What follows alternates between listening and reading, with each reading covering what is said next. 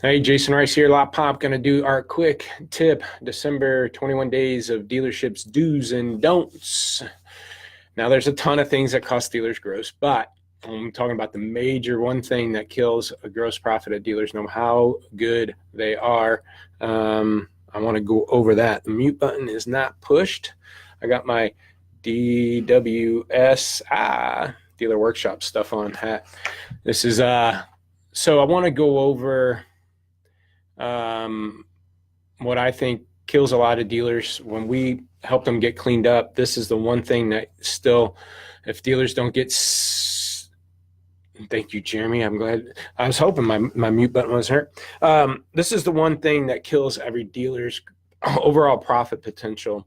And it doesn't matter how great you are with marketing and photos and descriptions and pricing and adjusting and stocking and transportation, all these, you could be so good at those things, but this one thing is that crushes. I think I've been talking a lot about appraisals. That's one of the major things that get tracked, that they should be tracking that doesn't. It's the most important thing that happens on dealerships showroom floor that doesn't get tracked. This thing, though, is turnaround time. Time to line, as Rapid Recon likes to call it. Just got off the call with them, but it's the turnaround time. Like I said, we've cleaned up a ton of dealerships, got their age cleaned up, but then they still continue to struggle with gross.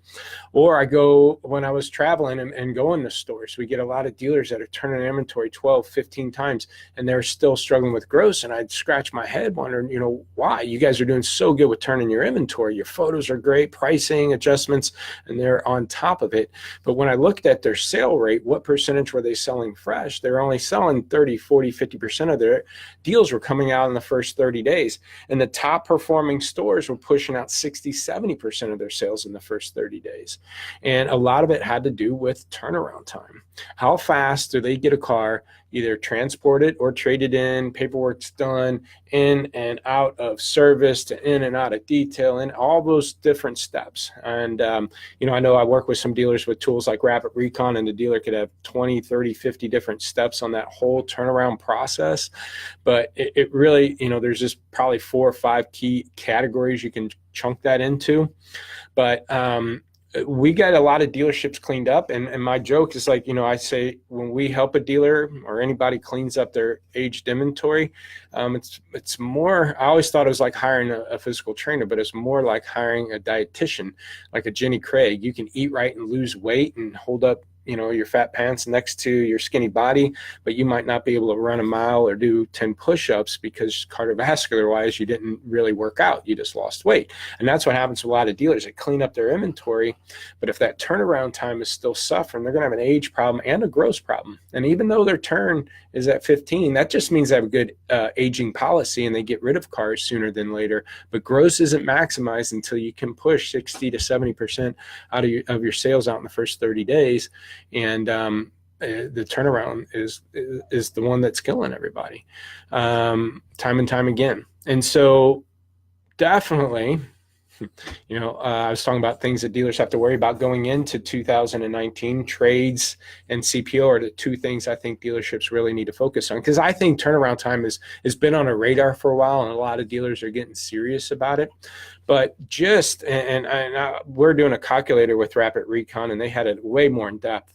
But I just do a generic. I mean, think about it. Even if you're at 15 days and you get it just down to 12 or 13 days, let's say you shave off 3 days in turnaround time, even though you're still at 12, that's 3 days you're saving on average a month. There's 12 months in a year. That's 36 days.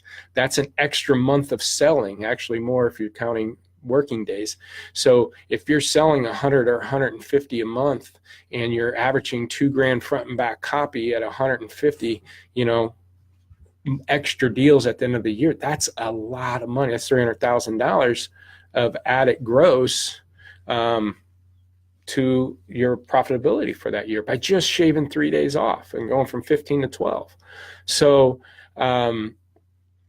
this is huge, and I think dealers need to be looking into ways to track and trend it better. If you're not looking into systems like Rapid Recon, you need to be.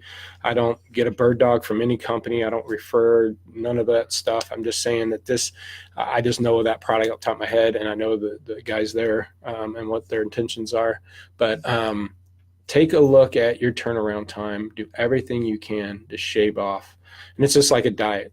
Maybe you're only shaving off a half a day in a day, and then maybe it takes 6 months to shave off a day. Maybe it takes, another 6 months to shave off 2 or 3 days. But you got to do it and be patient and shave it off. And eventually it's going to make a big difference, because the big keyword out there is margin compression. And that's going to be a killer, is that turnaround time. If you figure out holding costs, and NCM says 35 to 50 bucks a day to hold a car on your lot. And if it takes 10 days to turn around and you're $50 per day holding costs, it's $500. It's killing you. One way to do this is, transportation.